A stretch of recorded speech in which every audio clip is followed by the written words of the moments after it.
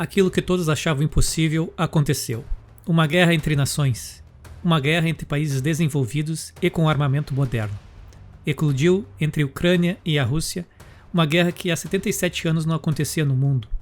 A invasão russa é o maior conflito da Europa desde a década de 1940 e a primeira tentativa de derrubada de um governo democraticamente eleito por um invasor estrangeiro desde então. A inteligência dos Estados Unidos já estimou neste conflito o absurdo número de 50 mil vítimas fatais apenas entre civis. Refugiados já passam na casa dos milhões.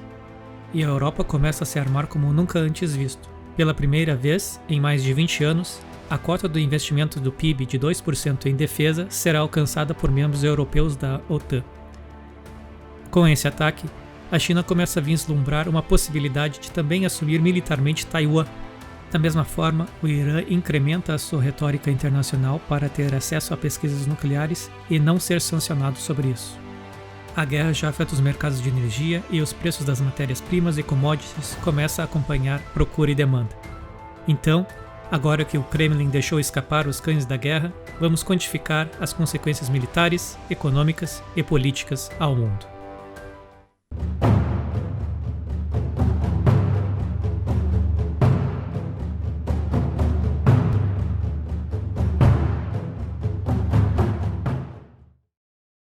A guerra começa quando governos acreditam que o preço da hostilidade tornou-se acessível. O objetivo supremo na Ucrânia é desconectar o país do Ocidente. Um objetivo que pode ser levado adiante de muitas formas. Uma mudança de regime, a federalização de um Estado, uma divisão territorial ou até mesmo uma rendição incontestada. A Rússia fundamentalmente deve ganhar essa guerra. Seu poderio militar é muito superior ao do Estado atacado. Não importa o quanto o Ocidente ajude, chegará um momento em que só restarão escombros nas cidades ucranianas. Mas ao ganhar o controle sobre a Ucrânia e estabilizar o país de alguma forma, a geopolítica mundial mudaria completamente. Simples dizer que nada será como antes. A Europa precisará repensar seus arranjos de segurança e defesa, novas doutrinas serão elaboradas e essas restringirão ainda mais a segurança coletiva aos membros centrais da União Europeia e da OTAN. Qualquer um pego fora do clube estará por conta própria. A Finlândia e a Suécia teriam agora razões para aderir à Organização de Defesa Mútua. Ademais, tanto a União Europeia quanto a OTAN provavelmente interromperão seus programas de expansão para novos membros. A Europa começa a reforçar a defesa de seus pares, mas não além. O Ocidente entende estar ameaçado e assim cria uma nova cortina de ferro, estendendo-se da Estônia à Polônia, da Romênia à Turquia. Esta imagem do Flight Radar, um sistema que visualiza os voos do mundo todo em tempo real, mostra esta trincheira informação. A Europa certamente rejeitará o novo governo apoiado pela Rússia em Kiev, mas é uma situação que lembra a da Bielorrússia. Os europeus não sabem realmente o que fazer com um governo pró-russo na Ucrânia. No entanto, ironicamente, ao atacar a Ucrânia, a Rússia deu nova vida à OTAN. Os Estados Unidos desempenharão um papel indispensável nessa transição. O país mais rico do mundo entende que para dissuadir outras pretensões russas, apenas a OTAN é o meio hábil. Ela deverá voltar às suas raízes, não mais incentivará a expansão da democracia americana, agora apenas reterá uma aliança militar e direta. Estados vistos como amigáveis, mas não democráticos, também poderão fazer parte dessa aliança, isso nos mesmos moldes dos regimes autocráticos da América do Sul durante o comunismo soviético. No entanto, enquanto Washington e Moscou passam a se ver como inimigos mortais, as hostilidades somente podem ser levadas a um limite. As duas nações são potências nucleares formidáveis. Kremlin e Casa Branca terão de manter sua indignação sob controle. Do contrário, resta apenas a guerra nuclear. Mesmo as sanções prejudicando a Rússia, o Kremlin deverá sobreviver às consequências econômicas imediatas. Estima-se que o Banco Central Russo tenha cerca de 643 bilhões de dólares em reservas, o suficiente para resistir às sanções lançadas durante os próximos anos. Todavia, cerca de 40% das reservas são mantidas em euros e 5% em libras esterlinas. Esse percentual de quase 50% ainda pode ser novo alvo de rechace, o que agravaria ainda mais a situação russa.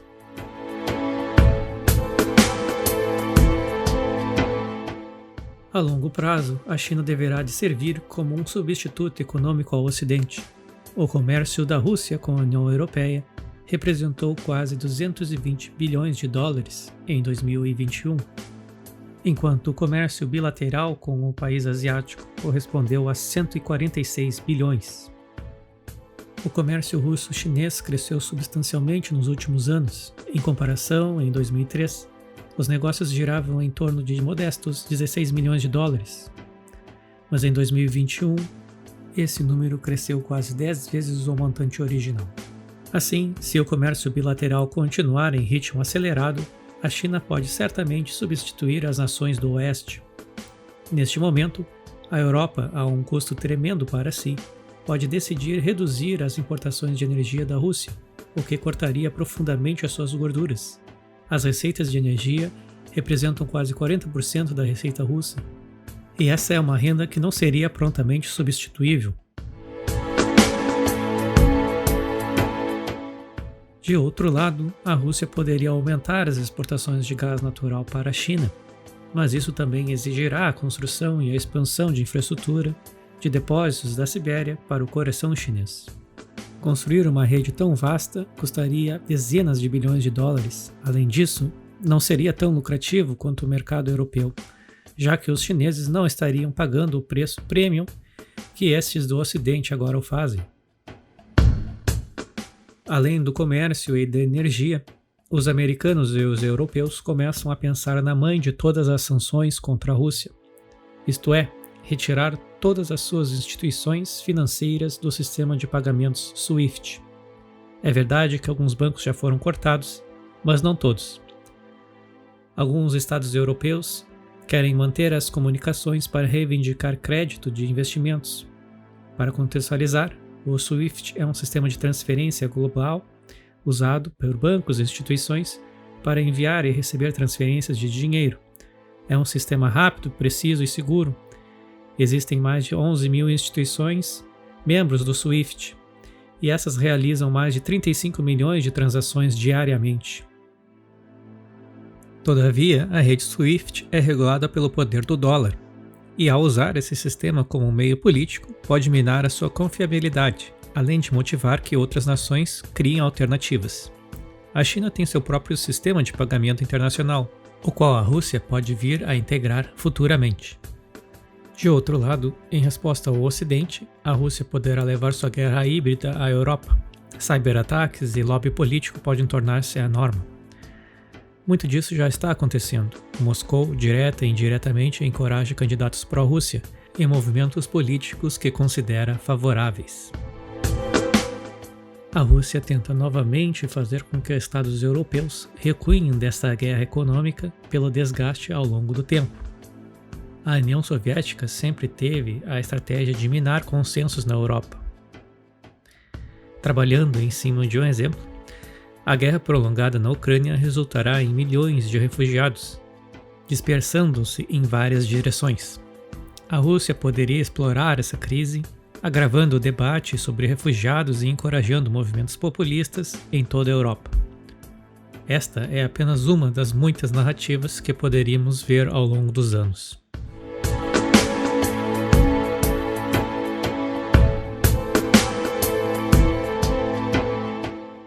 Sobre isso, o embaixador da Ucrânia na ONU expressou o seguinte: na última sessão, você se lembra de como o embaixador russo estava se movendo?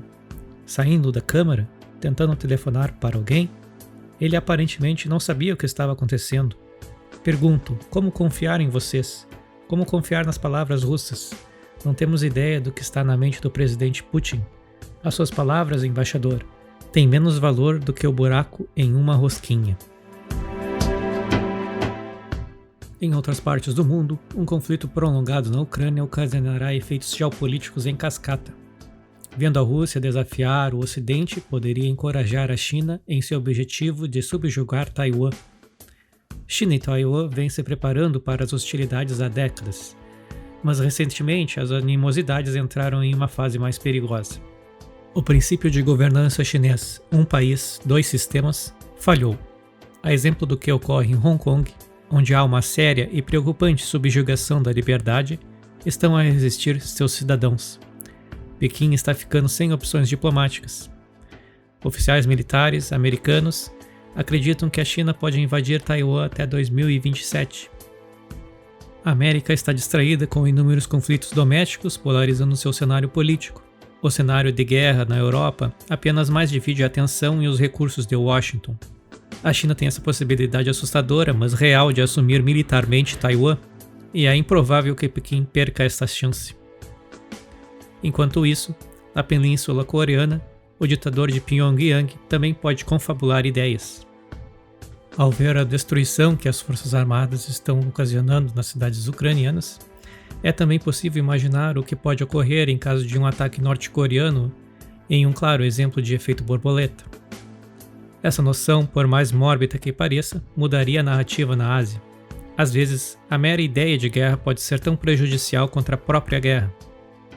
Da Ucrânia poderá reverberar hostilidades em todos os territórios atualmente em disputa. Ao mesmo tempo, no Irã, as negociações nucleares podem desmoronar. Diplomatas russos desempenharam um papel surpreendentemente construtivo nas negociações, encorajando os iranianos a escutar as demandas dos países do Ocidente. Caso a Rússia mude de opinião, poderá assumir uma atitude destrutiva nas conversas nucleares. O Irã estaria mais confiante e incentivado silenciosamente pela Rússia. Firmaria sua posição não oficial, mas conhecida mundialmente de obter armas nucleares. O resultado disto impactaria especialmente Israel, uma nação considerada inimiga, assim como os Estados Unidos, e sem contatos diplomáticos. O conflito ucraniano também afeta os preços mundiais de commodities, da energia, de matérias-primas e alimentos. O petróleo está dando sinais de que estará em alta repentina. Analistas holandeses acreditam que os preços do petróleo bruto podem saltar dos atuais $90 por barril para algo entre 150 e 175 dólares por barril, dependendo da gravidade das sanções. O mesmo aumento maciço seria visto nos preços de gás natural, onde a Europa é especialmente vulnerável. Cerca de 35% do gás natural da Europa vem da Rússia. Tudo pode desmoronar muito rápido. Um efeito dominó poderá empurrar os mercados financeiros a uma crise próxima àquela da década de 80, a chamada década perdida. A Rússia também é um grande produtor, se não o maior, de cobre, alumínio, níquel, platina, paládio. Todas essas matérias-primas são usadas na fabricação de chips. Então, espere ainda mais atrasos na indústria de semicondutores, além de seu preço majorado. Enquanto isso, uma longa guerra no celeiro da Europa prejudicará a segurança alimentar das nações em todo o mundo. Exportações de trigo da Rússia e Ucrânia combinadas correspondem a impressionantes 29% da oferta global. 1/3 do pão nosso de cada dia passa por esse território eslavo. Aflito, o consumidor final apenas assiste à alta dos alimentos. Essa interrupção na cadeia de suprimentos ocasionadas pela guerra fará os preços dispararem. Realmente, a segurança alimentar de alguns países está sob grave e periclitante risco. Em suma, as ratificações globais de um conflito sustentado na Ucrânia são extensas, quase impossíveis de enumerá-las.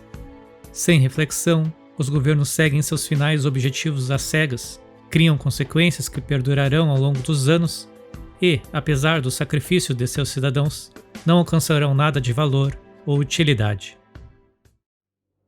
Obrigado por assistirem a Jogos da Geopolítica.